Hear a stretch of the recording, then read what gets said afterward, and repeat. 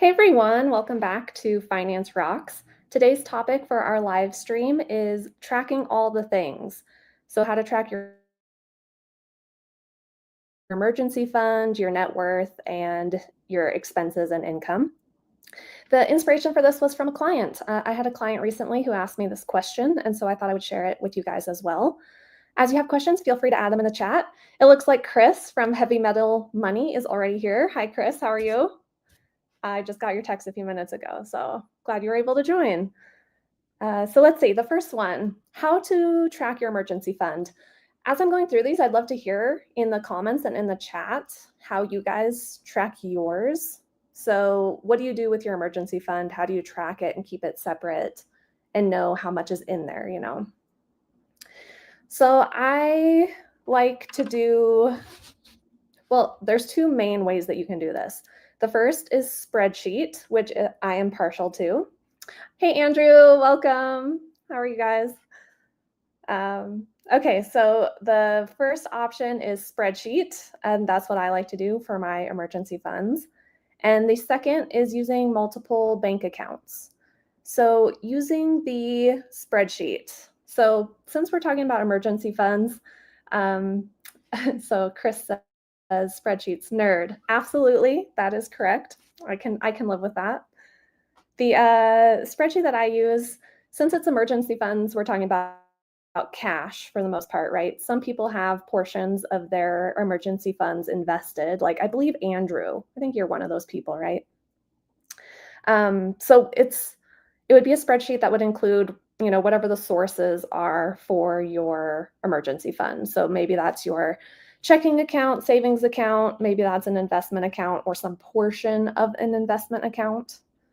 So it's whatever you currently have, paper cash at the top of the spreadsheet.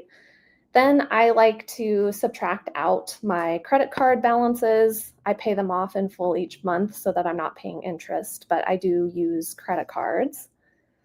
And then I like to subtract off like the next month of spending from my total cash balance. Any upcoming cash needs. So maybe this is like property taxes or car repairs. It would also be sinking funds, basically.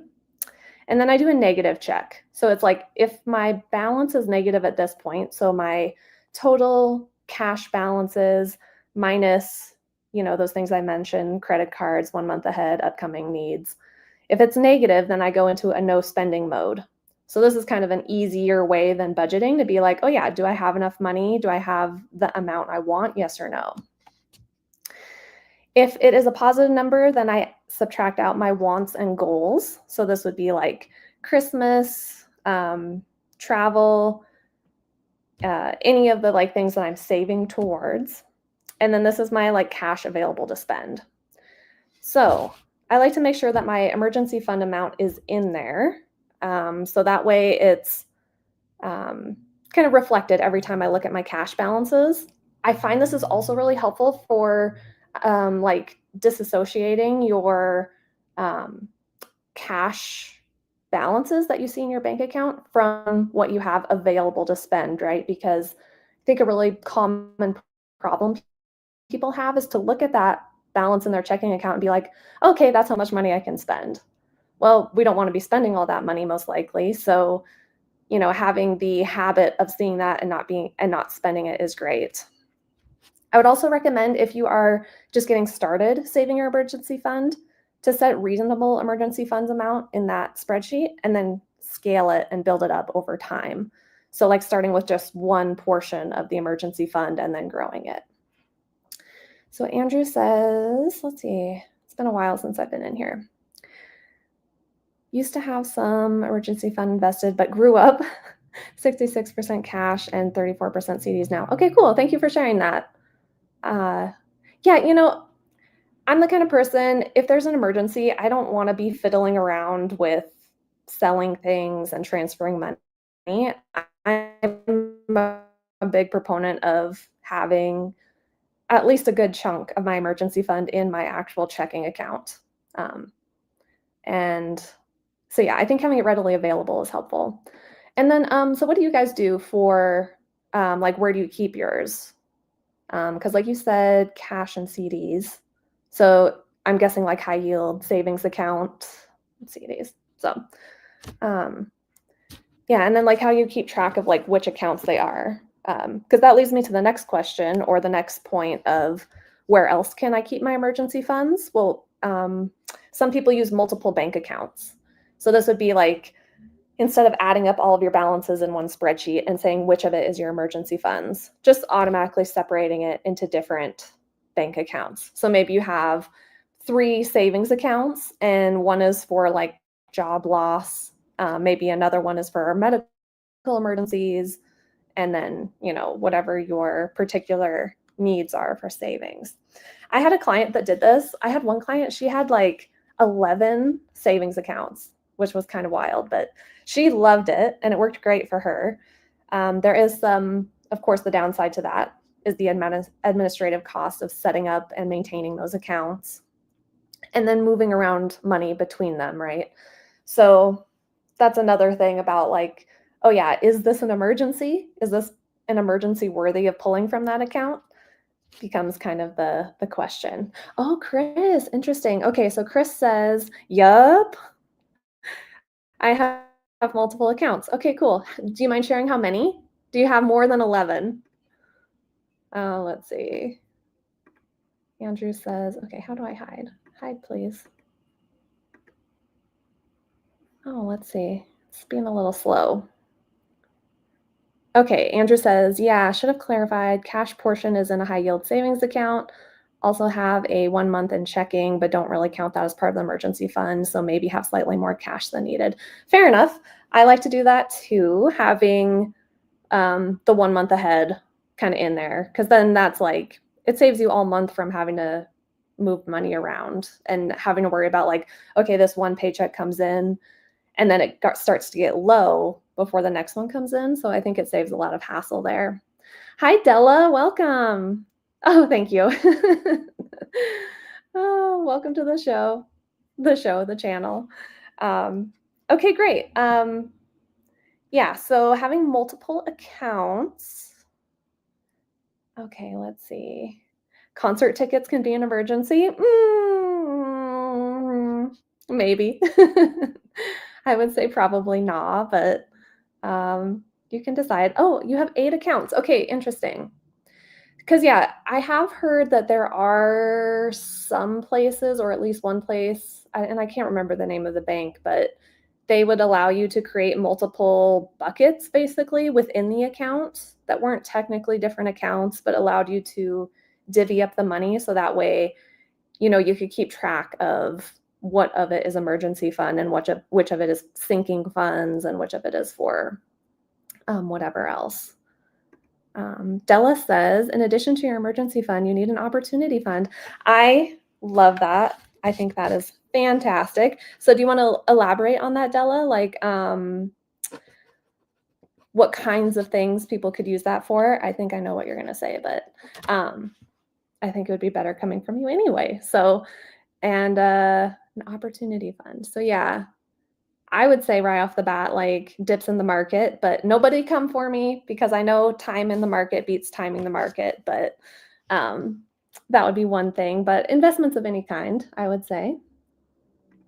Della also says most credit unions do that sub accounts. Okay, interesting. I've never used a credit union, so that would maybe be why I'm unfamiliar with that. But I do like the idea of one bank account with the buckets within it.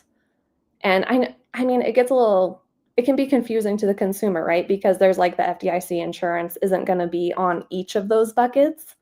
So I'm sure there's some regulation there around who can and can't, give you multiple accounts. But I mean, you can create as many as you want. So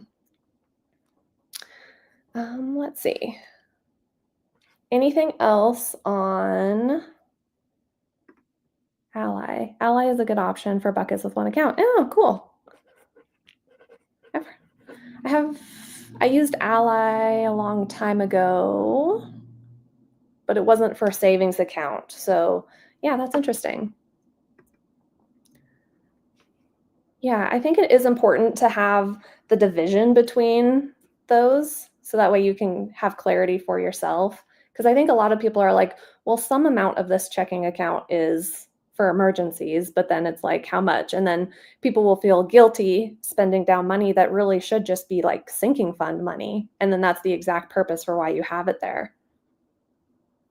So having a good division and having a good purpose between each one is, I think, very helpful. Okay, if there aren't any other questions on tracking emergency fund, we can move on to tracking net worth since we're doing tracking all the things. Okay, one more from Chris.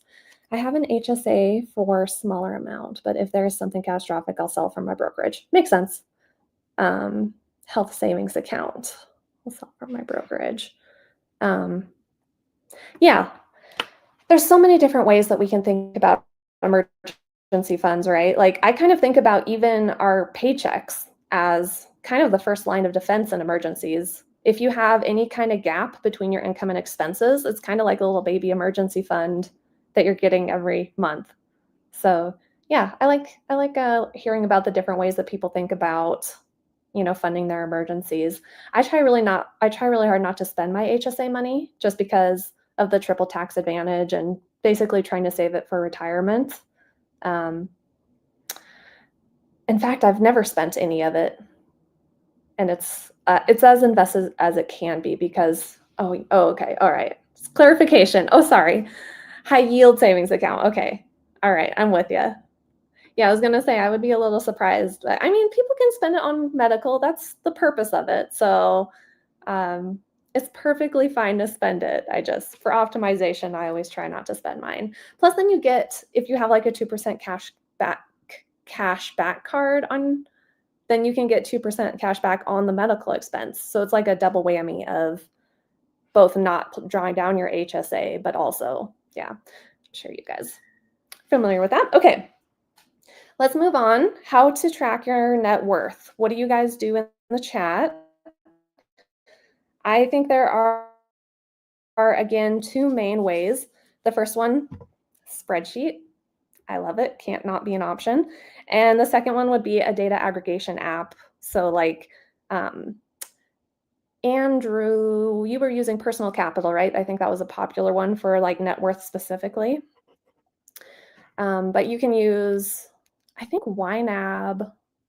So I just started using YNAB for tracking my expenses. So I'm not that familiar with it yet, but there are different kinds of like aggregation apps that you can use where you give them the credentials for each of your accounts and it compiles them all for you in one place. I prefer spreadsheet though, just because I find it not that difficult to go in and update each of the balances, even though I may have personal financed too close to the sun because I have 33 accounts. And that was partly your guys' fault actually, because I wanted to like sign up for like the most common accounts. So that way I would have familiarity with them when answering questions for clients. So I do have a lot of bank accounts and, they're not all like huge. Some of them just have small amounts in there, but I don't find it too tedious to go in and just like grab the balances from each one. Maybe takes me like 45 minutes whenever I do it. So I find that to be not too bad. And then because I track my emergency funds in a spreadsheet as well, that, like I said, at the top of that are the balances. I kind of need them in the spreadsheet anyway. So I go ahead and update my net worth, and then my cash flow tracker with my emergency funds on it are just formulas that reference the balances from the net worth tab. Let's see. I know Mint went away. I'm still RIP Mint. That was my favorite as well. Personal Capital / Empower. Thank you. I knew that they had been bought by someone, but I can never remember that it's Empower. You track at a high level. Okay. Yeah, makes sense. 33. I turn bank and credit card accounts and don't even have close to 33 active open accounts. Haha. Yeah, I know. I maybe have a little problem with how many accounts I have. And I haven't even gone through to like declutter them at all. I kind of like the ones that I have because I have closed ones here and there that I did not like. So I know I have a cash thing. Well, I mean, they're not all cash accounts. They're a lot of them are investment accounts too. So, all right. So for the spreadsheet, if you're going to track via spreadsheet your net worth, I think having your rows be the accounts that you have and the columns being the month is a nice layout. And maybe that's because I have so many accounts that makes more sense in my brain. But very easy. I think that it's really good and helpful to have that like high level overview of where your finances are. So tracking your assets and liabilities and looking at them.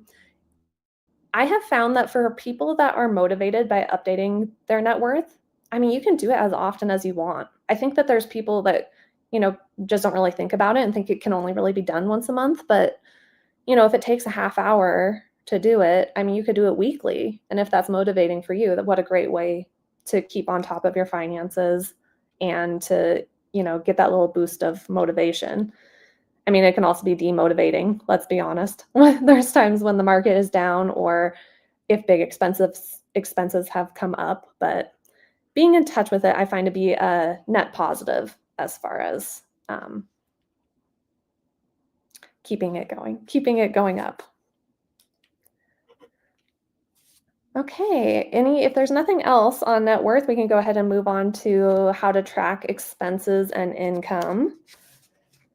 So there's one thing I always want to point out when I start with this, and I think that this is an underrated thing, but if you have a minimal number of accounts, just a few, like just one bank account and one credit card app, basically, you might be able to just use the reporting in those one or two applications.